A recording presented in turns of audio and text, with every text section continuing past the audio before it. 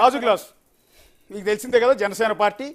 ఈ జనసేన పార్టీ ఇదే గ్లాస్ సింబల్తో పోటీ చేసిన పవన్ కళ్యాణ్ పరిస్థితి ఏంటి? ఈ టీ గ్లాస్ మెరుస్తుందా అనేది వెరీ ఇంట్రెస్టింగ్. ఈసారి పిఠాపురం అనేది చాలా ప్రెస్టీజియస్ గా మారిపోయింది. పిఠాపురం వైపు అందరూ చూస్తున్నారు అన్న విధంగానే లీడింగ్ కూడా ఇప్పటి వరకు నా కౌంటింగ్ బట్టి కూడా అలాగే కొనసాగుతోంది. సో ఈసారి గాజు గ్లాస్ ముందుకు వెళుతుంది అని ఆ జనసేన నాయకులు కావచ్చు, సేనలు కావచ్చు, అందరూ కూడా వెయిట్ చేస్తున్నారు ప్రస్తుతానికైతే. ఒక్కసారి పిఠాపురం వెళ్దాం. పిఠాపురం కౌంటింగ్కి సంబంధించి, ఎందుకంటే అందరి దృష్టి ఇప్పుడు పిఠాపురమే చాలా ఎక్కువగా ఉంది. ఎందుకంటే గత ఎన్నికల్లో 2 చోట్ల పోటీ చేశారు ఆయన, భీమవరం నుంచి, గాజువాక నుంచి. 2 చోట్ల కూడా పవన్ కళ్యాణ్ ఓడిపోయారు. అంటే గాజు గ్లాసు ఆ 2 కాన్స్టిట్యున్సీలు ఇబ్బందులో పడింది. నిజం చెప్పాలంటే గాజు గ్లాస్ పగిలిపోయిన గాజు గ్లాసుని మళ్ళీ పవన్ కళ్యాణ్ అతికిచ్చి దాన్ని మళ్ళీ తీసుకొచ్చి కార్యకర్తలకు నేనున్నానని భరోసా ఇచ్చి మళ్ళీ బరిలోకి దిగారు ఈసారి. అది కూడా గత ఎన్నికల్లో బీఎస్పీతో పొత్తు పెట్టుకుని జనసేన పార్టీ గ్లాస్ సింబల్ బరిలోకి దిగింది. బీఎస్పీకి సంబంధించిన ఏనుగు అండ్ గాజు గ్లాసు అండ్ సిపిఎం ఎర్ర జెండాలు కలిసి లాస్ట్ టైం ఎన్నికల బరిలో దిగితే కేవలం ఒకే ఒక్క స్థానంలో మాత్రమే రాజోల నుంచి గెలిచినట్టున్నారు. ఒకే ఒక్క స్థానం నుంచి గెలిచారు. సో పవన్ కళ్యాణ్ పోటీ చేసిన 2 చోట్ల ఓడిపోయారు.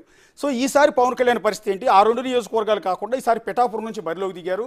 సో ఆ పిఠాపురం మీద వైఎస్ఆర్ కాంగ్రెస్ పార్టీ అత్యధికంగా కాన్సన్ట్రేట్ చేసింది. సో ఫ్యాన్ గాలి ఖచ్చితంగా పిఠాపురంలో తిరగాలి అని సీఎం జగన్ స్వయంగా ఇంట్రెస్ట్ తీసుకుని అక్కడ ప్రచారానికి వెళ్ళారు. ఎంటైర్ క్యాంపెయిన్ అంతా లాస్ట్ బహిరంగ సభ పిఠాపురంలోనే పెట్టారు. అదే పిఠాపురంలో పవన్ కళ్యాణ్ ఓడించి నన్ను గెలిపించండి అని ఫ్యాన్ గుర్తు తరపు నుంచి పోటీ చేస్తున్న వంగా గీత కన్నీళ్లు పెట్టుకున్నారు. అంటే కొంగు పట్టుకుని అడిగారు, కొంగు పట్టుకుని అభ్యర్థించారు ఓటర్లందరూ నన్ను గెలిపించండి అని. సో అక్కడ ఫ్యాన్ తిరుగుతుందా, గ్లాసు మెరుస్తుందా?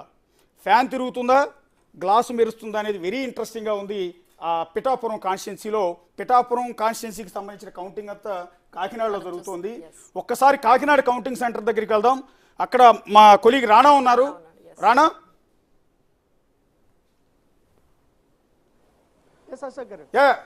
ఎట్లా మీరు అక్కడ ఉన్నారు? ఆ ఉత్సాహం, ఆ మూడు కనపడుతుందా? ఫ్యాన్ తిరుగుతుందా లేకపోతే టీ గ్లాస్ కనపడుతుందా? 8 గంటలకి ఎప్పుడైతే పోస్టల్ బ్యాలెట్ బయటకు తీసుకొచ్చారో 8:15 వరకు కూడా పెద్దగా పిఠాపురం సంబంధించిన పోస్టల్ బ్యాలెట్లు ఓపెన్ చేయలేదు. ఓపెన్ చేసిన తర్వాత దాదాపు 70 వరకు కూడా చెల్లని ఓట్లు వచ్చినటువంటి నేపథ్యం ఏర్పడుతుంది. సో ఆ ప్రక్రియ ఇంకా స్టార్ట్ అవుతుంది. ఇంకా పోస్టల్ బ్యాలెట్కి సంబంధించిన రిజల్ట్ అయితే రాలేదు, ఏది పిఠాపురానికి సంబంధించి.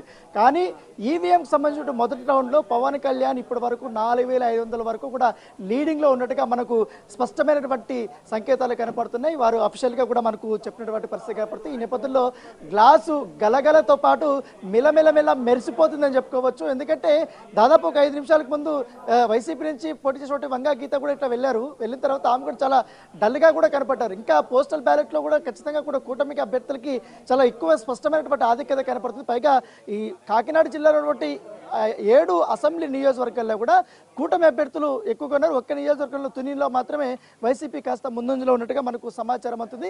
సో అందరూ కూడా చాలా డీలాగా ఉన్నారు. ఇప్పుడు పోస్టల్ బ్యాలెట్కి సంబంధించినటువంటి ఓట్లు కూడా యాడ్ అవుతే మాత్రం ఈ మెజారిటీ అనేది ఇంకా పెరుగుతుంది అనేది కూడా మనకు స్పష్టంగా తెలుస్తున్నటువంటి నేపథ్యం. దాంతోపాటు ఈ జగ్గంపేట నియోజకవర్గంలో ఇప్పటి వరకు జ్యోతుల నెహ్రూ 3551 ఓట్లతో ఆయన లీడ్లో ఉన్నటువంటి నేపథ్యం ఏర్పడుతుంది. సో అందరి కళ్ళు ఈరోజు నిజంగానే పిఠాపురం కౌంటింగ్ జరుగుతున్నటువంటి కేంద్రం వద్దే ఉన్నారు. ఎక్కువ హడావుడి కూడా ఇక్కడే ఉన్నటువంటి నేపథ్యం. మిగతా చాలా వరకు 7 నియోజకవర్గాలు అటువైపు జరుగుతున్నాయి ఇదే జేఎన్టీయూలో. కాకపోతే ఎక్కువ హడావుడి మాత్రం ఇక్కడే కనపడుతుంది. ఎవరు వచ్చినా కూడా ఎక్కువ ఆధిక్యత మీదే వారు మాట్లాడుతున్నటువంటి నేపథ్యం ఏర్పడుతుంది. దాంతోపాటు ఈ కాకినాడకి సంబంధించిన ఎంపీ దీంట్లో కూడా తంగిళ్ళ శ్రీనివాస్, ఇప్పుడు ఉదయ్ శ్రీనివాస్ తను కూడా ముందంజలో ఉన్నట్టుగా మనకు సమాచారం అవుతుంది. సెకండ్ రౌండ్లో ఇప్పుడే తాజాగా వచ్చినటువంటి లేటెస్ట్ అప్డేట్ ప్రకారం సెకండ్ రౌండ్లో ఇప్పుడు జనసేన అధినేత పవన్ కళ్యాణ్ 8500 మెజారిటీలో ఉన్నట్టుగా మనకు తాజాగా చెప్పినటువంటి నేపథ్యం. దాంతోపాటు రాజమండ్రిలో ఆదిరెడ్డి వాసు ఆధిక్యంలో ఉన్నాడు. తర్వాత ఎలాగో గోరంట బుచ్చ చౌదరి మొదటి రౌండ్ కూడా ఆయన ఆధిక్యతను ప్రదర్శిస్తున్న నేపథ్యం కనపడుతుంది. ఇప్పుడైతే రెండో రౌండ్కి వచ్చి ఎంపీ కాకినాడ ఎంపీ దీనికి వచ్చి తంగిళ్ళ ఉదయ్ శ్రీనివాస్ 3400 లీడ్లో ఉన్నట్టుగా మనకు ఇక్కడ కనపడుతుంది. దాంతోపాటు జగ్గంపేట నుంచి టీడీపీ నుంచి జ్యోతుల నెహ్రూ వచ్చి ఆయన కూడా భారీ మెజారిటీతో లీడ్లో ఉన్నట్టుగా మనకు ఇక్కడ స్పష్టంగా కూడా కనపడుతుంది. అంటే ప్రతి ఒక్క రౌండ్కి మినిమం 2000 నుంచి 3000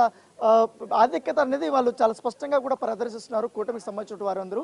సో మొదటి నుంచి కూడా కూటమికి సంబంధించినటువంటి 7 నియోజకవర్గాల్లో కూడా ఎక్కువగా ఈ అభ్యర్థులే వారు ముందంజలో ఉన్నారు. ముఖ్యంగా పోస్టల్ బ్యాలెట్ కొన్ని నియోజకవర్గాల్లో వచ్చాయి ఇప్పటి వరకు, జగంపేట కానీ తర్వాత ఇంకా పెద్దాపురం కానీ ఇవన్నీ కూడా వస్తున్నాయి.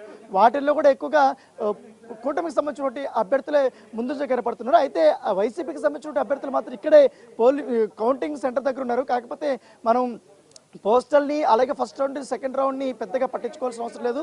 6వ రౌండ్ నుంచి అసలైన మజా స్టార్ట్ అవుతుంది, ఫ్యాన్ గిరా గిరా తిరుగుతుంది అనేసి కూడా వాళ్ళు చెప్తున్నారు కౌంటింగ్ దగ్గర. ఎందుకంటే అటువైపు ఉన్నటువంటి ఆపోజిట్ పార్టీ కూటమికి సంబంధించిన వాళ్ళు, జనసేన పార్టీకి సంబంధించిన ఏజెంట్లు కూడా ఉన్నారు. వాళ్ళ ముందు ఇవన్నీ వారు చెప్తున్నప్పుడు చాలా ఆసక్తికరమైనటువంటి పరిణామాలు చెప్పుకోవచ్చు, వారి ఫేస్ ఫీలింగ్స్ చూస్తుంటే. రాణా, ఇప్పుడు పిఠాపురానికి సంబంధించి ఇప్పటి వరకు పవన్ కళ్యాణ్ లీడ్లో ఉన్నారంటున్నారు. కాకినాడ ఎంపీ అభ్యర్థి కూడా జనసేన అభ్యర్థి లీడ్లో ఉన్నారని చెప్తున్నారు. ఇదంతా పోస్టల్ బ్యాలెట్ రిజల్టా, ఫస్ట్ రౌండ్ ఈవీఎం రిజల్టా? క్లారిటీ కావాలి. లేదు, ఇవంతా ఈవీఎంకి సంబంధించినటువంటి రిజల్ట్. పోస్టల్ బ్యాలెట్ ఇంకా కొంచెం ఆలస్యం అవుతుంది, ఇంకా కౌంటింగ్ జరుగుతూనే ఉంది. ఎందుకంటే చాలా ఆలస్యంగా కూడా దాంట్లో చెల్లని ఓట్లు కూడా ఎక్కువగా ఉన్న రామంలో మొత్తం అన్ని రౌండ్స్ కూడా చెక్ చేసుకున్న తర్వాత వాళ్ళు ప్రకటిస్తామని చెప్పారు.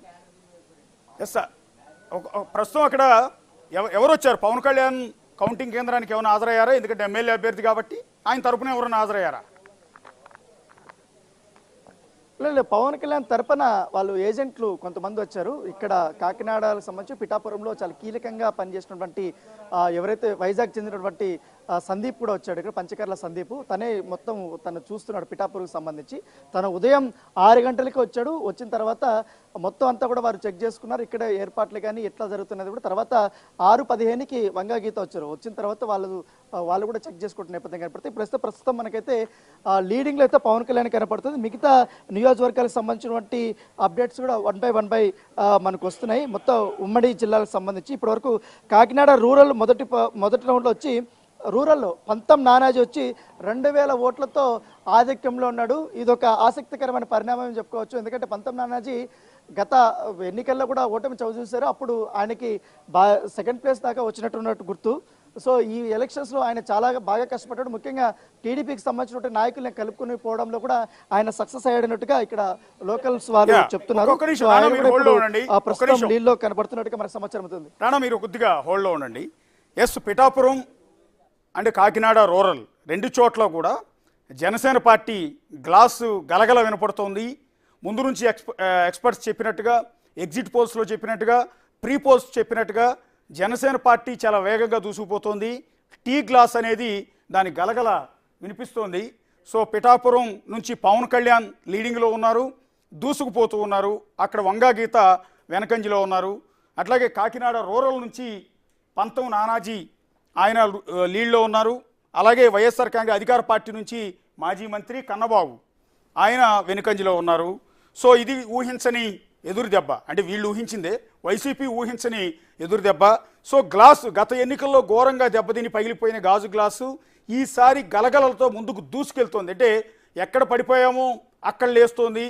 ఒక సముద్రపు అలమాదిరిగా ఒకసారి వెనక్కి తగ్గినా కూడా ముందుకు వచ్చినట్టుగా ఈసారి అంటే పిఠాపురం వైపు ప్రతి ఒక్కరు చూస్తారు. పిఠాపురం నుంచి పవన్ కళ్యాణ్ ఖచ్చితంగా ఆధిక్యంలో ఉంటారు, గెలుస్తారు అని చెప్పి కూడా జనసేన అభ్యర్థులు నాయకులు కూడా అందరూ చెప్పిన పరిస్థితి. సో దానికి తగ్గట్టుగానే ఇప్పటి వరకు పోస్టల్ కావచ్చు, ఈవీఎం కావచ్చు, ఈ కౌంటింగ్ బట్టి ఇప్పటి వరకు అయితే పిఠాపురంలో పవన్ కళ్యాణ్ ఆధిక్యంలో కనిపిస్తున్నారు. ఎగ్జాక్ట్లీ, అందరూ జనసేన పార్టీ కార్యకర్తలని కాదు, వైసీపీ చాలా ఆసక్తిగా చూస్తుంది పవన్ కళ్యాణ్ గెలుస్తాడా ఓడిపోతాడా. ఎందుకంటే ఓడించాలని లక్ష్యం వాళ్ళది కాబట్టి వాళ్ళ మెయిన్ టార్గెట్ అటు పక్క చంద్రబాబు అయితే ఈ పక్క పవన్ కళ్యాణ్. సో సీఎం జగన్ డైరెక్ట్గానే టార్గెట్ చేశారు. నీకు 3 పెళ్లాలని కారులు మార్చినట్టు మారుస్తావంటూ ప్రతి బహిరంగ సభలో పవన్ కళ్యాణ్ విమర్శిస్తూ వచ్చారు. ఈసారి గాజు గ్లాసు పగిలిపోతుందని చెప్పారు. సో భార్యలను ఉద్దేశించి సీఎం స్వయంగా పవన్ కళ్యాణ్ మీద చేసిన కామెంట్స్తో పవన్ కళ్యాణ్ కూడా ఒక దశలో ఒళ్ళు మండి ఎస్ పెళ్లి కూడా త్వరలో చేసుకోబోతున్నాను, అది నిన్నే చేసుకోబోతున్నాను అంటూ సీఎం జగన్ ఉద్దేశించి, అంటే సీఎం జగనే నా 4వ పెళ్ళాం అన్నట్టుగా ఆయన డైరెక్ట్గా కామెంట్ చేయటం అనేది ట్రోలర్స్కి విపరీతమైన అవకాశం అండ్ చాలా క్యాలిక్యులేషన్స్ తర్వాత అక్కడ వంగా గీతని ఫైనల్ గా అక్కడ పిఠాపురంకి పవన్ కళ్యాణ్ కి అపోజిషన్ గా నిలబెట్టారు. Yes. సో ఇన్ని ఈక్వేషన్స్ తర్వాత కూడా ఇప్పుడు ఫైనల్ గా పిఠాపురంలో పవన్ కళ్యాణే ముందంజలో ప్రస్తుతానికి ఉన్న కౌంటింగ్ ని బట్టి అయితే మనకు కనిపిస్తోంది. సో వైసీపీ నేతలు ఇంకా వెయిట్ చేస్తున్నారు, పవన్ కళ్యాణ్ ని వెనకంజలోకి రప్పించాలి, నెక్స్ట్ రౌండ్ లో వస్తారేమో అన్నట్టు ఉత్కంఠగా వాళ్ళైతే ఎదురు చూస్తున్న పరిస్థితే కనిపిస్తుంది. జనసేన కార్యకర్తలకి అలయన్స్ లో ఉన్న టీడీపీ బీజేపీకి ఇది మంచి సంతోషాన్ని ఇచ్చే అంశం. పిఠాపురంలో గ్లాస్ గలగల వినపడుతోంది, కాకినాడ రూరల్లో గ్లాస్ గలగల వినపడుతోంది, కాకినాడ ఎంపీ స్థానంలో కూడా జనసేన పార్టీ లీడింగ్ లో ఉన్నట్టుగా తెలుస్తుంది.